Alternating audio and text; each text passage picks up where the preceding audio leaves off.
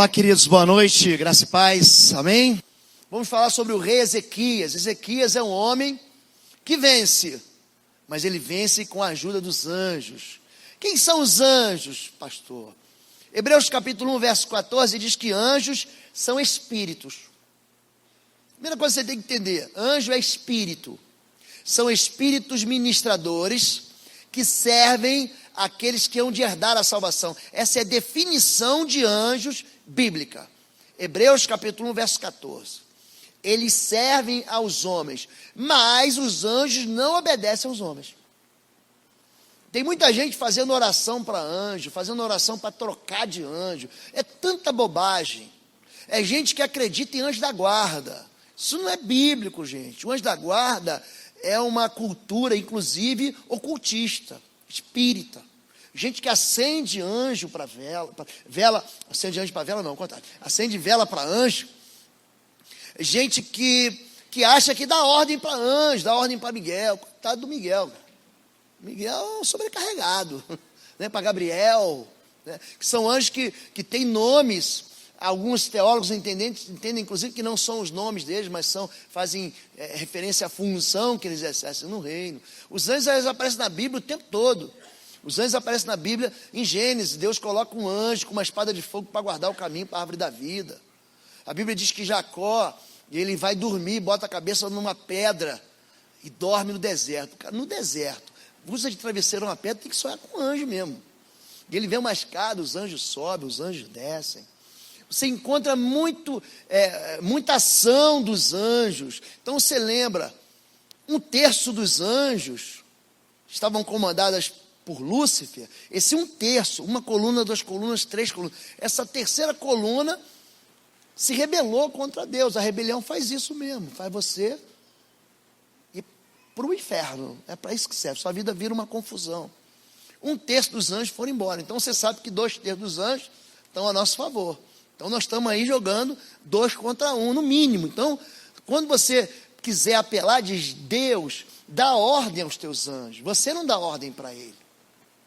Deus, ele usa os anjos. Ele tem, a Bíblia chama ele de Senhor dos exércitos celestiais. Então Deus, ele faz movimentar os seus batalhões de anjos. Jesus, ele está sendo crucificado, e aí na cruz ele fala: você acha que eu não pediria e meu pai não enviaria 12 legiões de anjos? A gente é anjo para chuchu. Uma legião são 4.000, 6.000 soldados, dependendo se estava em Roma, dependendo se você estava fora de Roma, tinha uma diferença entre as legiões romanas. Então multiplica isso por 12, é anjo para chuchu. Agora, você vai ver na vida do rei Ezequias, que ele está passando uma situação muito difícil, que ele mesmo cavou. Israel mesmo cavou. Na verdade, os pais do rei Ezequias é que levaram ele para o buraco. Mas ele resolve andar com Jesus, ele resolve andar com Deus, ele resolve andar com o Senhor.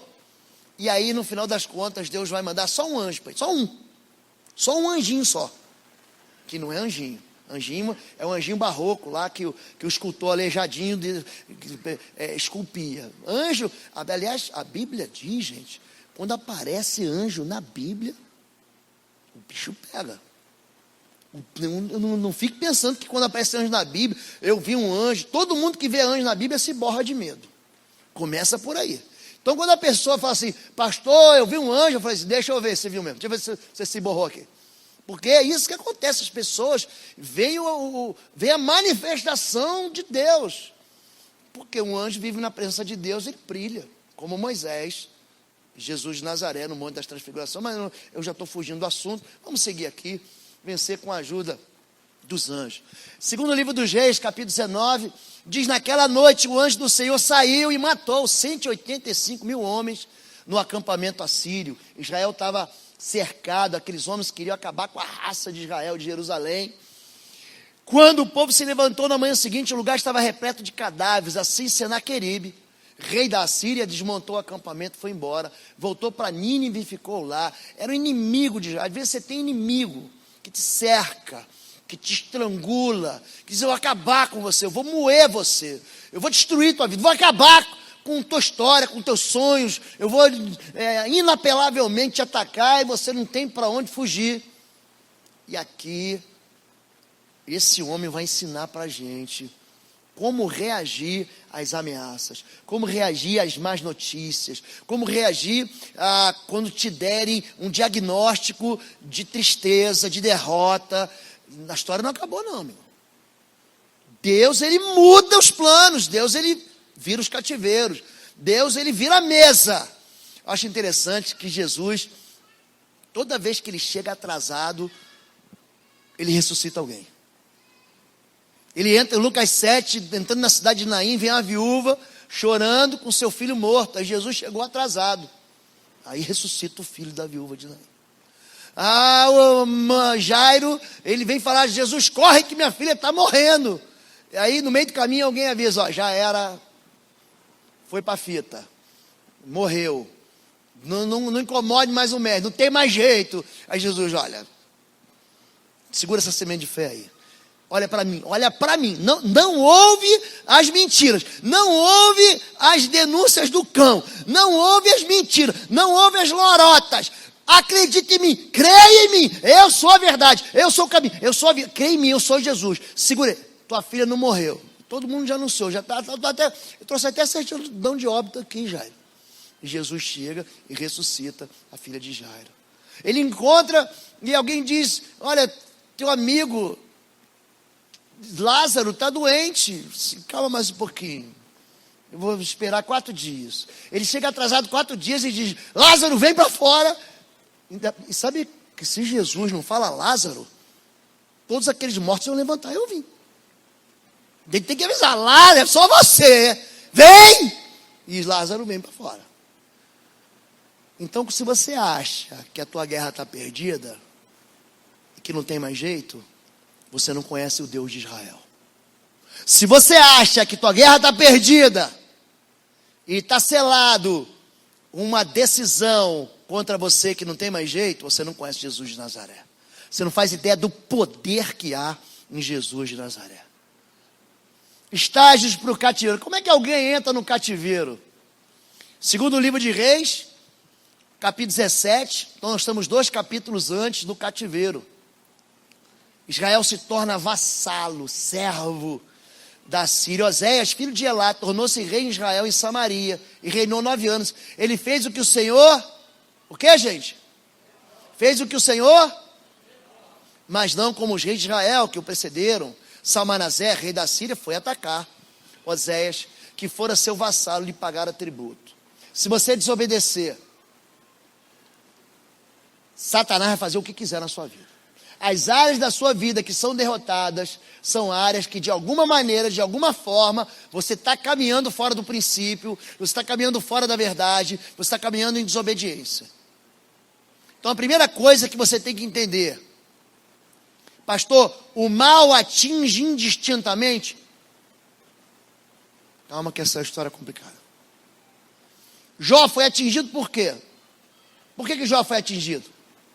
Por que Paulo tinha um espinho na carne? Então existem propósitos e provas. Mas quando você vê que há uma insistência numa mesma área da tua vida, é bom você procurar por onde você anda passando.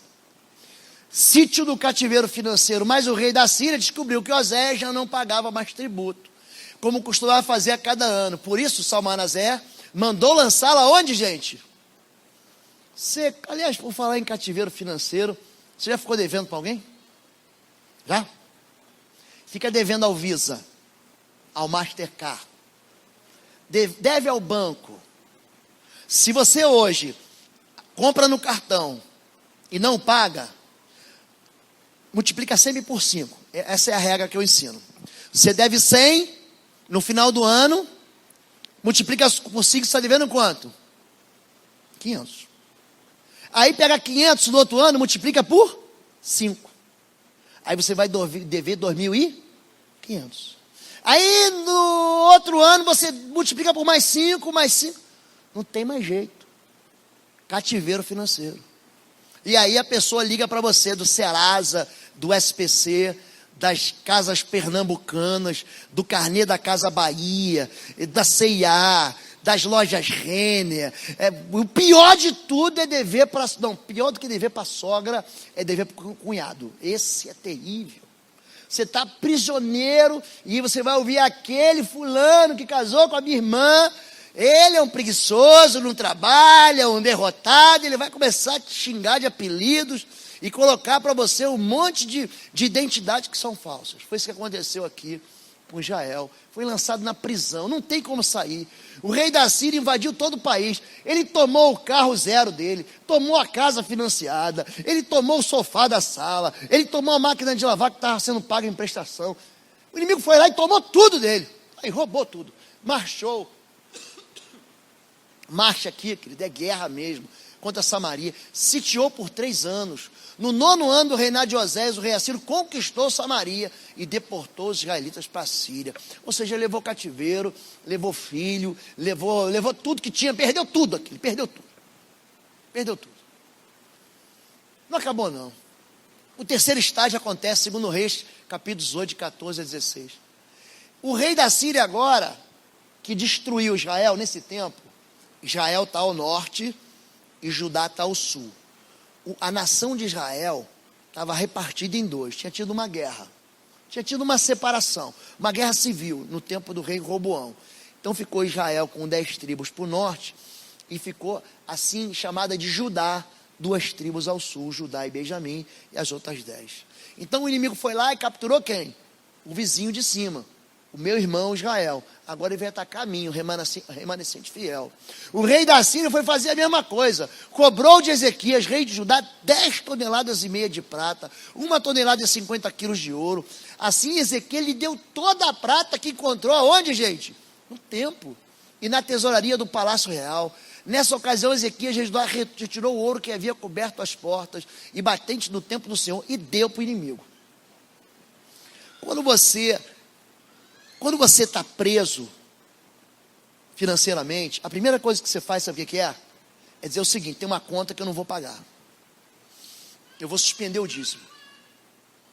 Por quê? Porque nós tratamos o dízimo como mais uma conta.